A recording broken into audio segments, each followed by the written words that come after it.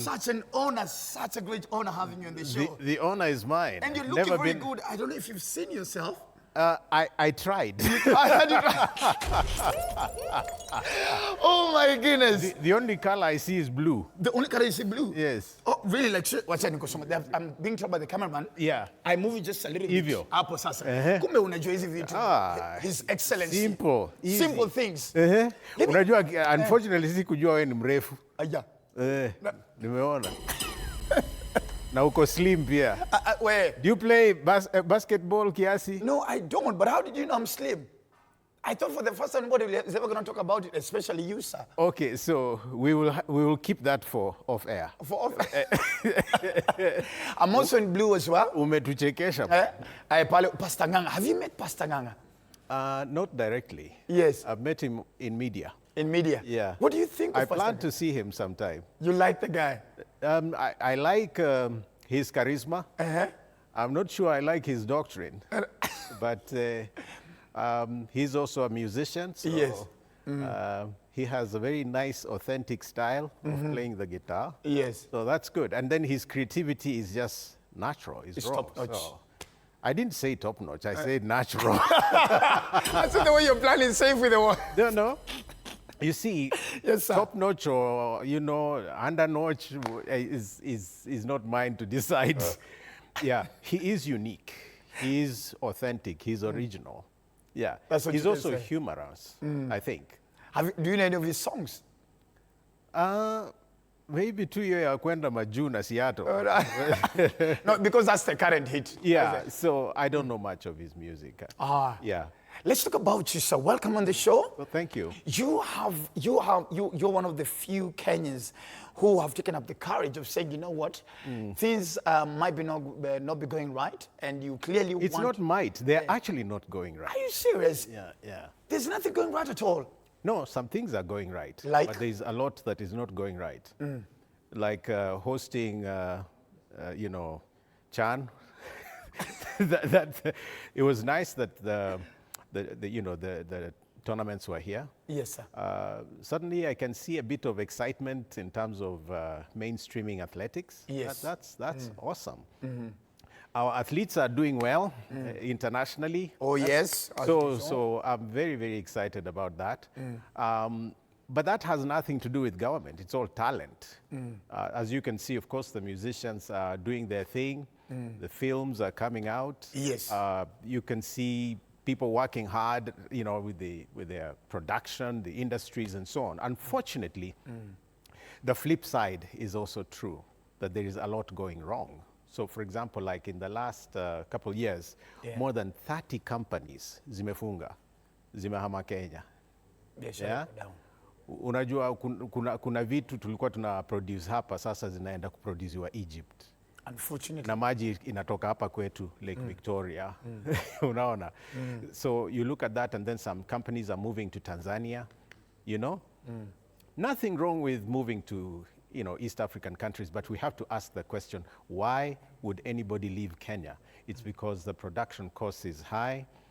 Electricity is at an all-time high energy, and then we have a lot of, theft. But I thought, sir, when the Kenya Kwanza government was coming in the past during the inauguration, the former deputy president and now among the opposition guys clearly put it clear that they were inheriting a dilapidated economy. Yeah. Don't you think probably it takes some time before you refix things? And probably that is what President Ruto is trying to do, sir? I mean, if you inherit a dilapidated economy, you make it better, isn't it? Yes. You work on it. You don't introduce policies that then drive production out of the country, that bring your economic strength down, that you break all the promises that you made to the people, so people begin to, what you inherit is not the problem, it's what you do with it. You can make it better or you can make it worse. They promise to make it better, it's worse. I hear you, sir. 3 years down the line, if you were to be honest, the general mistrust of government is really high. And there could be other ways of explaining it, but maybe the most discouraging aspect is that graft or theft has really has gone up. Yeah, the taxes are up. And life has become so difficult for the people of Kenya. Have you guys ever met, you and the president? Do you talk? Do you even have his number? Or does he have your number, vice versa? Okay, that's a big question. So yes, we have met, we have talked, we have greeted each other. Yes, I used to have his number. I think he changed it. So even you would change the number. Well, I have never changed my number. Once you become the president, you become the property of the state. So, what they assign you is what you use. And for security reasons, you don't want everybody calling you. So, yeah. So, yes. But you don't want to get his new number? He's a brother in Christ. I'm not looking for it. But you cannot correct him. Just tell him, hey, you're a brother in Christ and I think things are not going right. I don't think he needs me to say that because everybody's telling him that. Media is saying that. The young people have said that. They have gone to demonstrate. The church has been saying that. Everybody's saying it. So it's all over, so you don't need to tell him anything. No, I don't need to. There's nothing that the president doesn't know. In fact, all the intelligence is at his fingertips. Anything he needs to know, he will know. It's there. But, the cards are very much on the table. It's loud. Kenyans are unhappy. The ratings of this government are at an all-time low 3 years down the line. This will be an interesting question to ask, especially you not only being a politician, but also a minister of the gospel as well. We can also not forget that fact. He said he's building a church in State House. Yeah. Would you, if you were to take over power, would you still maintain that church? Is it wrong for him to build a church? I would pull it down if he built it. Why? Because State House is not a place to build churches. And oh, come on. And wait, and he's not a bishop. He's not a pastor. That's not his ministry. His calling is to lead the nation for 5 years. But he used to preach in weekend challenges. He's a pastor. It doesn't matter. Once you become a president, you're not being asked to preach.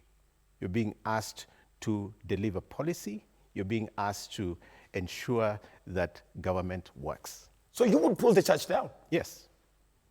Because State House, like I said, is not a place to build churches or mosques or temples. And the very principle of building a church, when education is on its knees, when health services are on their knees, when there's poverty all over the place, when industries are fleeing, when energy costs are high, when everything is really running away, is irresponsible. I think it is, especially because we also know that it was projected to cost 1.2 billion. If you were to inject 1 billion shillings into education, you know how much difference that would make. So I would say you would very easily be able to sponsor maybe 5,000 university students. Wow. Yeah, if you're just taking a random chance of about 200,000 per student. And there are a lot of children at home. I mean, you go to Dandora and there are people trying to find food at the dump site. Exactly. You go to Kibera, garbage is all over. You go to Kisumu, you find fishermen are complaining. You go to Lamu, there are land issues. You go to Narok, Mashamba issues. So let's deal with these things. Let's take care of the citizen needs first.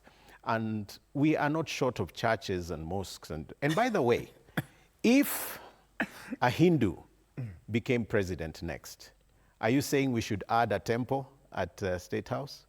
Or pull down the church and build a temple? What if a Muslim became a president? Should we then also build a mosque there, make him an imam, Okay. It doesn't make sense. I hear you, sir. And then Article 8 of our Constitution clearly states that state and, Kenya, there shall be no state religion. Yeah. So to do that at the center of power would actually be unconstitutional. I hear you. Now, there are a lot of you in the pool before, because I want us to step away from politics just a little bit. There are a lot of you who are vying for the presidential seat. First of all, are you in the opposition, sir? Because we've not seen you visiting these homes. We're seeing Rigiji, Kalonzo, they're having small cocoons. I'm not seeing you in them. Where do you look? You've been with them. So let's first define what you mean by opposition. Opposing the government, of course, being on the other side of the government. So we don't oppose the government, we critique the government. The government, critique, thank you for correcting me. So when we are labeled opposition, it's just a political, that separates us from mainstream government. When you say Rigiji, for example, is in the opposition, and he's just been Ruto's vice, deputy. What exactly are you saying? You see, so if he is leading a movement and he's been part of government, you remember when he was saying the government is for shareholders and all. Yes. So he was actually Ruto's deputy. It would take me a long time to actually believe that, someone who's been part of that government can then become now its greatest critic. Okay, I hear you. It doesn't make too much sense. So are you feeling there's some sinister game going on? So I don't know about them. For me, what I know is that, one, corruption must be stopped. That's why my first agenda is bomoa ufisadi. Bomoa ufisadi. Yes, dismantle corruption. Very strong clarion call. Yes. Number two, tekeleza katiba. Implement the constitution, because it's not enough to raise the constitution up and say, so help me God, I'll implement it. You've got to be seen to implement it. Okay. And there are lots of articles, if you just took, for example, Article 26 that talks about the right to life. The Kenyan lives are not really respected. If you look at how the government has killed over 100 Gen Zs, you see how Albert Ojwang was dragged and killed. You see how Wakili was killed last night. Kenya has become like a playbook for murder. The Constitution in Article 26 guarantees the right to life. You have 40 different articles in the Bill of Rights, from Article 19 to Article 59, that have not been fully implemented. So tekeleza katiba. And then thirdly, jenga Mkenya. And bomoa ufisadi, tekeleza katiba, jenga Mkenya. Now, when I talk about jenga Mkenya, I'm basically saying, for you to see development in the country, don't start with rocks, oceans, rivers, expressways. Start with the person, the individual. Yule mtoto amekaa nyumbani, ukimpeleka shule, umejenga Mkenya. Yule mtoto anatafuta chakula Dandora, kwa madustbin, hiyo junkyard, takataka zile. Mtoe pale, tengeneza yale mazingira, deal with that garbage, and you will be building the Mkenya. And I usually say, ukitaka kujua Kenya imeendelea, usisome zile takwimu za GDP. Angalia nyuso za watu. The facial expression. Yes, are they frowning? Are they smiling? Angalia tumbo. Kuna chakula humu ama kuna chakula ama hamna chakula. Amekula ama hakula. Angalia afya. Dispensaries na madawa zinafanya kazi ama hazifanyi. Ona. That is how you measure development. I hear you, sir. Yes. I hear you, sir.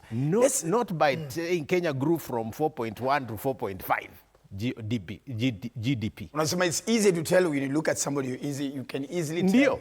Ndio. Kwanza nikija show yako nione una smile hivi. Najua kuna kazi, si ndio? Yes. I know something good is happening. When somebody is able to bring food at home, mwanaume mzima ameenda job, jioni atarudi na unga kidogo. Then development is taking place. Lakini akirudi ameinama, amesota, analia. Mama ameenda sokoni hakuuza kitu. Then development is not taking place. When companies are shutting down, kama DTB Dobi, inaitwa nini? DT Dobi inafunga, unapata manufacturers wanahama. That is not development. I hear you, yes, sir. Yes. Let's move away from politics a little bit. You can't. Come on, Mheshimiwa, come on. Hata uongee injili. Hata injili itakuwa affected. Nakuja kwa injili. Hata Lakini uje tukie kwa mziki. injili. I have enjoyed the ministry ever since I was a young man. Thank you. And I think you're still one of the most noticeable legends in the gospel ministry industry as such. I don't think so, but Well, you've done hits after hits. But before we get there, I saw a beautiful photo of your family. Okay. I was sent by Alex. Okay. And you only have girls? No, I do have a son too. I have 3 daughters and a son. Oh, sorry, I can't make a swallow your picture. Oh my God. He was selective. He was Maybe he's looking for somebody to marry, and he still has to pay dowry before I give him any of my girls. Alex, I have 4 children. How did you meet your wife? So I've been married twice. Twice? My first wife passed on in a tragic road accident in 2006. That one I met at Kenyatta University. Yeah, she used to be one of my readers, that would read books for me from print to Braille. So we fell in love, we married. My second wife, I'm remarried. We met in the music ministry. Nice. And so if you're asking how we met, yes, first one in academia, second one in the ministry. Music. Yeah. How would you know you're falling in love? How do I know That I'm you're falling in love? Yes. Do you need to know? Well, maybe I need to learn from an elder. How do you know that this is it? Because, I mean, we are having very interesting times in matters of love and that's maybe a good question, because before you answer how you fall in love, you need to know what love is. Because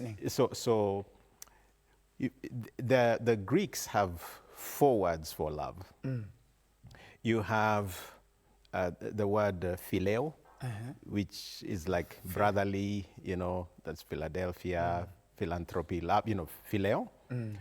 That's now you and I, fraternal love. Yes. We can have that one. Then you have eros, which is erotic love. That now between a man and a woman, wife and husband.